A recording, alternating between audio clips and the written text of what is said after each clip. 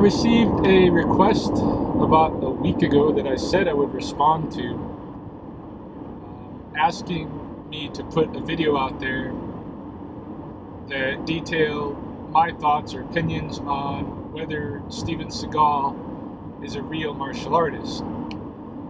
And this is not the first such request that I've received since leaving FMK. Obviously, because Freddie had put so many videos out on the original FMK channel where he claimed that well-known public figures who everybody considers to be martial artists are in fact not martial artists, and instead the only alive or recently passed individuals who could be considered martial artists and who are public figures would be Bruce Lee, Jet Li, Tony Jaa, and himself. Ridiculous, obviously. So I don't need to continue receiving those kind of requests myself.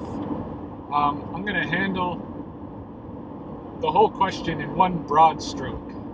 And this applies to Steven Seagal and anybody else. Although I am going to talk just a little bit about Steven Seagal after I give my opinion on what makes a martial artist. And basically, my opinion is if somebody is engaged in martial arts training and practice, they are at least a martial artist in training, if not a martial artist.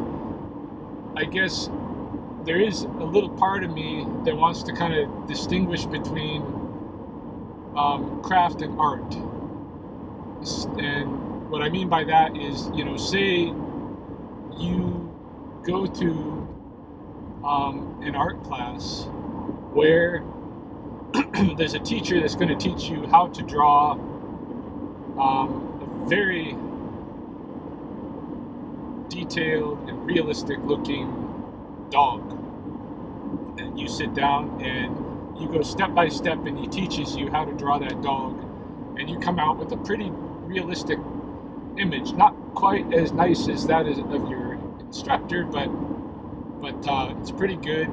And so say you then go home and you make that same drawing again and again and again, and every time it's a little bit more refined, and every time it's it's a little bit more realistic. In some ways I would consider that to be craft, because where you're not taking the tools that you were given and applying them toward a creative project of your own. So I would kind of consider that to be craft. And there are people I know in the martial arts who do this. And this happens especially where you have a kind of a tradition where the training is focused on learning forms or kata and practicing forms or kata until they're perfected. Some people in those kind of schools can become excellent craftsmen, but I would not yet consider them to be martial artists, because they're not applying the tools toward others. I mean, they're not creating their own kata, they're not creating their own katas, and they might not know how to even use the tools that they've been given in the kata for something like sparring, for instance. Now, once you start, if you have sparring, like real sparring, where there's at least some degree of contact, enough so that you have a certain sense of where your weaknesses and such are. Once that sparring comes into the picture, then it's all martial arts, because you are taking the tools and applying them in your own way. It's also all martial arts if you're creating your own kata, your own forms, or if you are acquiring techniques from many different styles and rendering them in your own way for your own purpose. If you have your own kind of like if you have your own kind of principle in mind behind what you're doing, and you're gathering this or that to apply toward that principle, to test it in that venue and put it together with skills that you've learned elsewhere and such. This is all artistic, creative type of activity. And so, when we look at most of the people who are in the public who are considered martial artists, they're either people who are in the movies, who've trained in martial arts, and are taking the tools that they learned and they're applying them in dramatic scenes. That's art. Drama is a form of art, well recognized as such. And similarly, you got sports figures, fighters, and these people are taking the skills that they're learned and they are putting them out in the form of their fight. They're going in with them with their techniques and their strategies and their principles, and they're bringing them all together to apply, to test in the context of a fight. That's art. So all of those folks I consider art, and the other people, the craftsmen who are learning to do something just one way and not applying it elsewhere, that's okay. There's nothing wrong with that. There's nothing wrong with being a good craftsman. And in fact, you're still a potential artist, because in fact you're a likely artist, because it's very likely you're taking some kind of tools that you've learned in that context and applying them towards something else in some other way, in some other fashion. So, I don't know. This is my opinion on the whole who's an artist, who isn't an artist thing. Certainly, I have my own artistic vision that I'm trying to pursue, and how I see the martial arts fitting into that broader vision. Now, when it comes to Steven Seagal himself, obviously, he's an actor. He's also a musician. He's also a martial artist, and he's found different ways to bring all of those skills together. And he's other things too. He's an excellent marksman. He's a police officer. It's all kinds of things. And he's very he's very trained cross-culturally in many ways.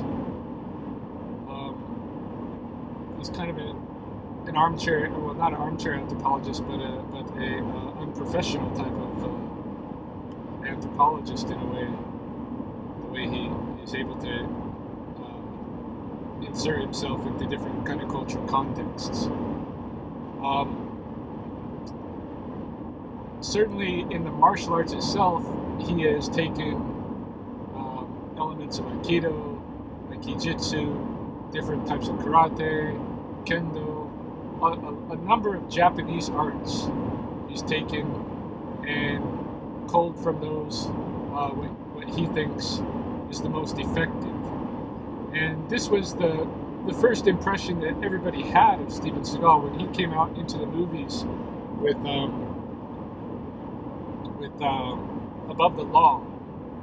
This is probably 1988, I'm thinking, something like that. I remember I was in high school, and I was a martial arts movie fan. Of course, I was doing martial arts 12 to 18. I was practicing, so I was a fan of all the martial arts movies. And when Above the Law came out, everybody was blown away, because they'd never seen that style before. They've never seen that kind of Aikijitsu style that he uses, or even Aikido, too much in North America. I don't know how popular it had been in Japan prior to that.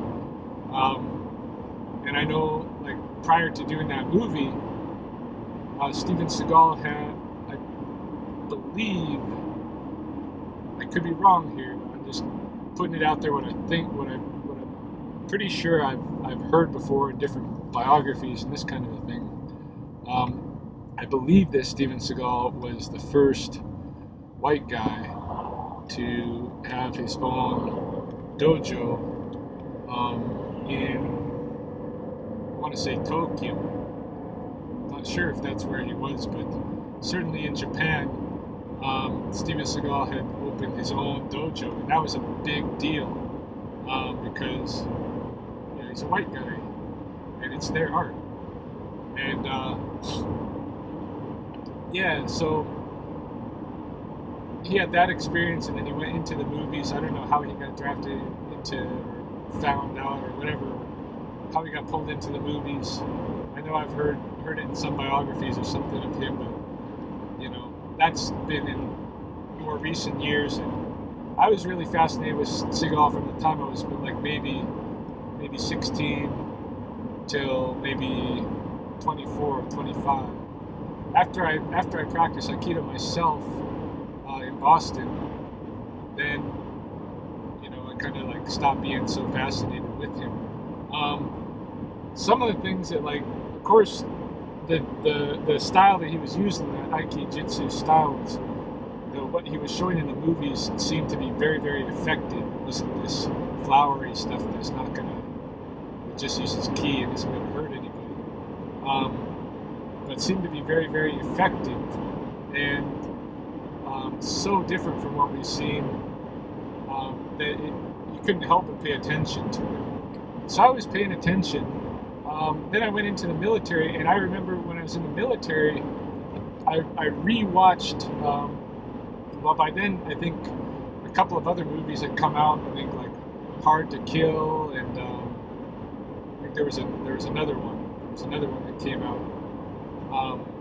And then Marked for Death came out while I was in the military, and that's the one with where he's up against Jamaican gangs and this kind of thing. And I thought that was like a real fantastic martial arts movie. At the time, it had its own, like, the 80s martial arts is its own kind of genre. It's very different than what we see today or what was there beforehand. But yeah, I was watching Marked for Death. It kind of got me all turned on again at the Aikijitsu, and then I rewatched Seagal's earlier films, but this is in the context of already being in military intelligence. And at that point, I noticed some things in Above the Law that, unless you're in military intelligence, you're not supposed to know. It's not supposed to be out there for the public, and yet in Above the Law, you get these little glimpses of things that are considered to be secret in military intelligence. And so this kind of convinced me that, because there had been some controversy, Steven Seagal had said that he had been approached to work for the CIA, and that maybe he'd done a little bit of that. There was all this kind of like background stuff where people were thinking maybe this guy's a little bit off his rocker. He's claiming to have been in the CIA or something.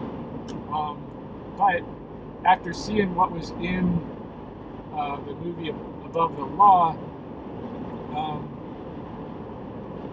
either he's telling the truth, or he had someone on the staff of the movie who had been inside of military intelligence enough to throw a few clues in there, so that people who were in the know would say, "Whoa, how did that get there?"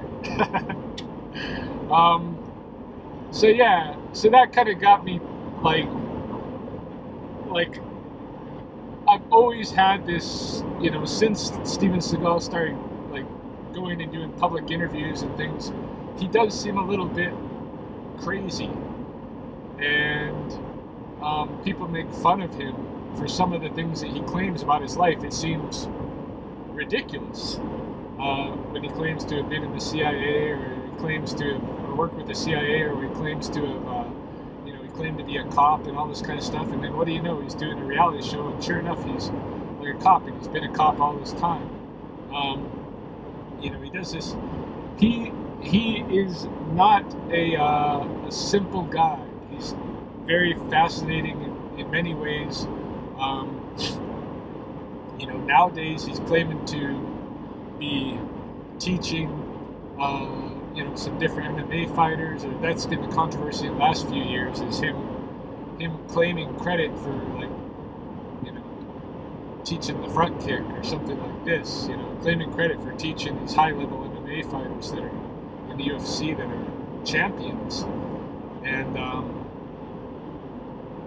but, having followed Steven Seagal's career, especially his early career and all of this, I find it really hard to say whether he's bullshitting or whether it's for real, because a lot of things that sound like bullshit from him, he's at least got a taste of in reality, and so I don't think he's lying. At least it might be kind of the whole thing might be kind of bigger in his mind than it might be for other players, but certainly he's not out and out lying. The thing that I don't appreciate myself about Steven Seagal is his fascination with firearms. I hate firearms. I have ever since the military. Can't stand them. I find them to be just crude death machines, and I don't want to be anywhere around them. And so when I see somebody so fascinated by firearms, I kind of get the feeling like this person hasn't had really that kind of experience where maybe they have firsthand come to really appreciate what that thing is going to do to other people. Because once you do, I don't know, I just find it ugly myself. Not inferring I've been around, a lot of any firearm violence, but my exposure to them in the military was enough for me to really get a distaste for them, and I certainly don't want them in my life. And I think people that have firearms in their life, especially people that have them for the reasons of defense against human beings,